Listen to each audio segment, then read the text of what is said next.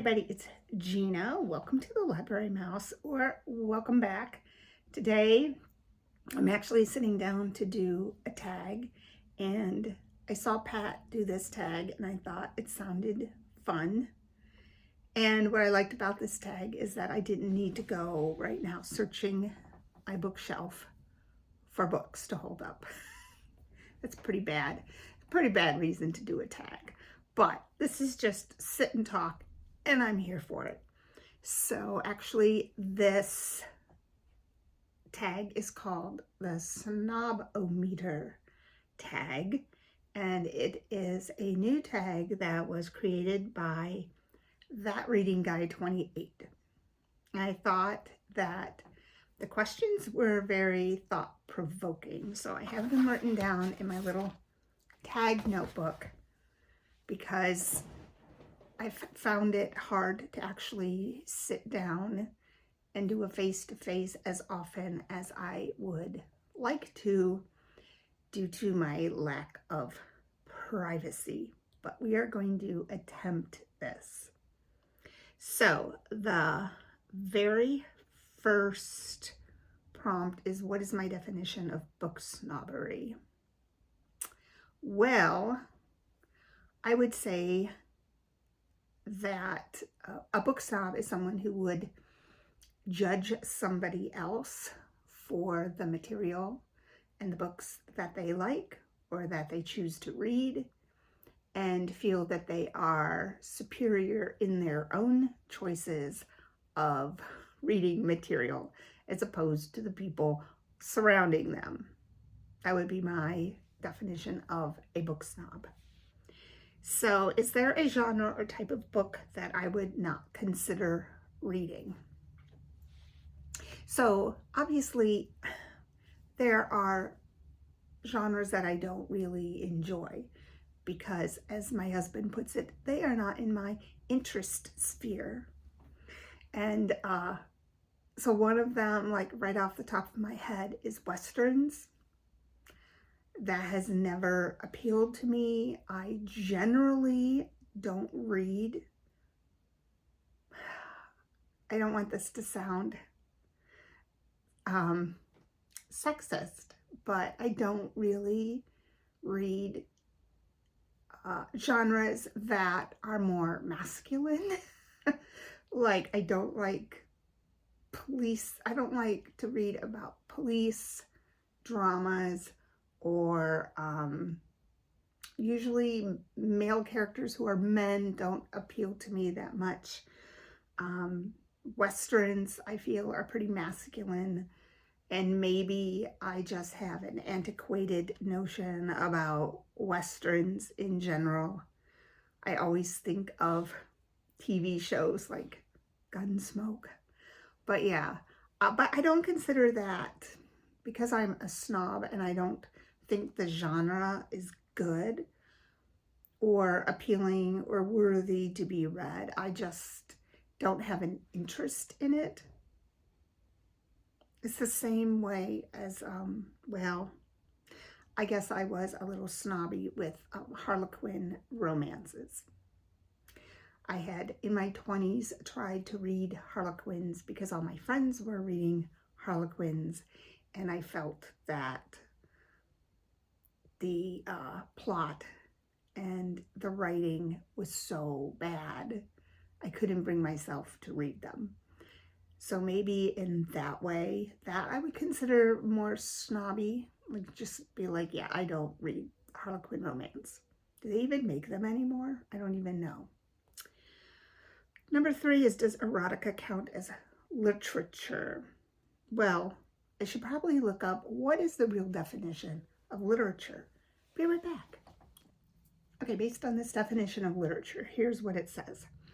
Literature is any collection of written work, but it is also used more narrowly for writing specifically considered to be an art form, especially novels, plays, and poems. They are written works of superior or lasting artistic merit. So, could erotica be literature? Yeah, I think so. but it depends on the quality of writing. I think you could probably get some, I don't know, I don't read it, but some literary erotica that's extremely well written. And then on the opposite spectrum, you could have a piece that's written just to titillate. So yes, but I guess it just depends on how the piece is written. Is it better to read classics versus bestsellers? I don't think the word better, why does my nose itch so bad? Oh my goodness. I don't think the word better is the best word to use. I think any kind of reading that anybody does is good. I think it opens them up to new experiences, new worlds, makes them think differently about things. I think classics have their place alongside bestsellers. I think everyone should experience reading some classics, just because of the eloquent way classics are written, the fact that they have stood the test of time. I think there's good to be had from reading classics. I think that it really expands you culturally. That's not to say that it's better to read them, because I think bestsellers really, it gives you a glimpse into what society is deeming important right now. Like, what is catching the attention of society right now? And are these bestsellers going to be future classics? So I don't think there's better, but I think there's a place for both. And I think a well-rounded reader should be reading both classics and bestsellers. Have I ever bragged about reading a classic in order to sound smart? Probably in college. I would probably guess that I name-dropped books to a professor to make myself feel smart, or to make him think that I was smart and well-read. And so, worldly. I'm probably sure that I have done that recently as like an adult. No, I don't. Do audiobooks count as reading? Oh boy, that is a hot topic.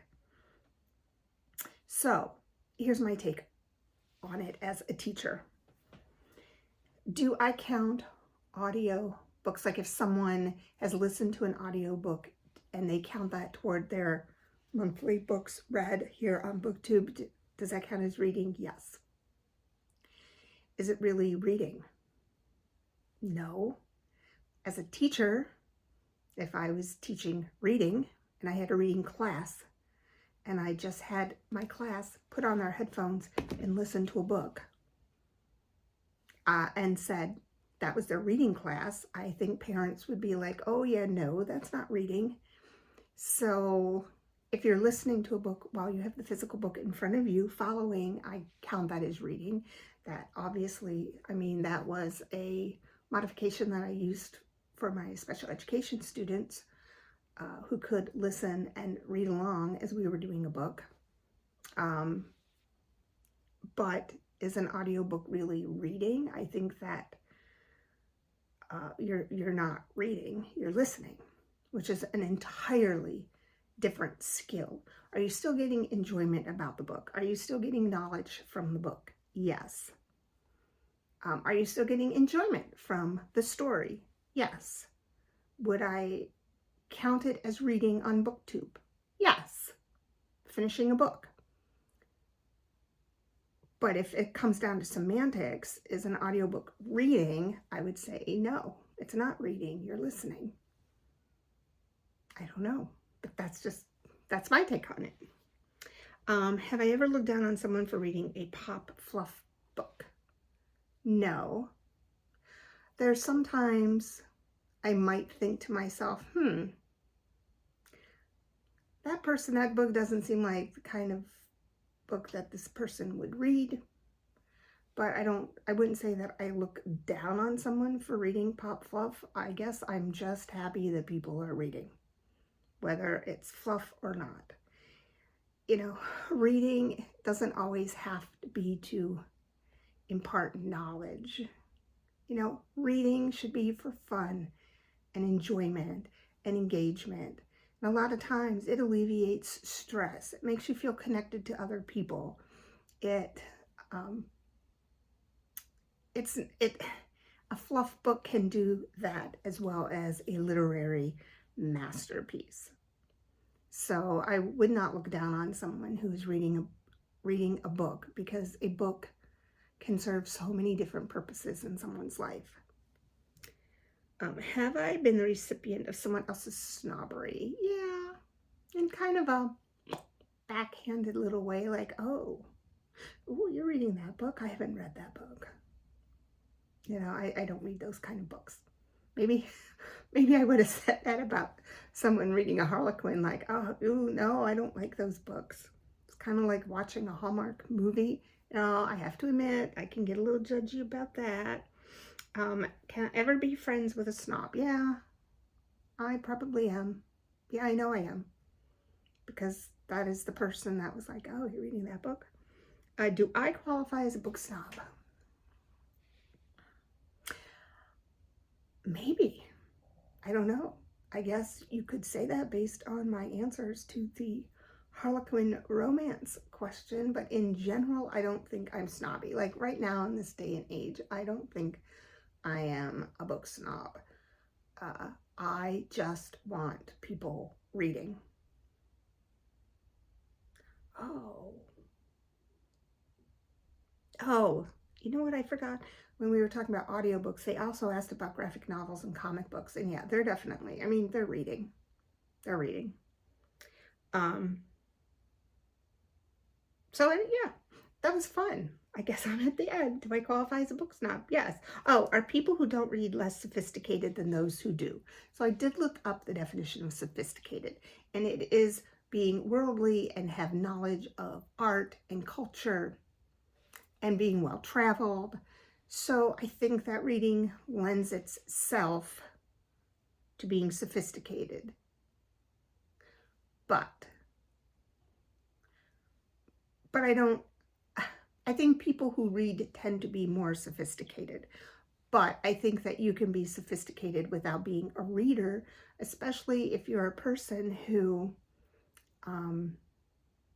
doesn't like to read, but enjoys going to art museums and traveling to see historic landmarks and monuments and watching independent movies and immersing yourself in some kind of art or travel. You can be sophisticated in that way too. I don't think you just need to be a reader, because I believe that there are readers who are definitely not sophisticated. Because I think it depends on what you're reading. Does it open your eyes to new experiences? Yes, but I think it depends on the kind of book you read, if you're really going by the true definition of what makes a sophisticated person. My mother was not a reader. She hated reading, but she stayed up on important things in society and what was going on in the world politically and what was newsworthy. And while she did not travel, I felt like she was a sophisticated person in her knowledge that she got from other means besides reading. So I feel like all of these questions, I didn't give a definitive answer, because it's a pretty gray area when you're talking about book snobbery. But it was fun. I'm glad I got this done, and I will catch you on my next video. Happy reading.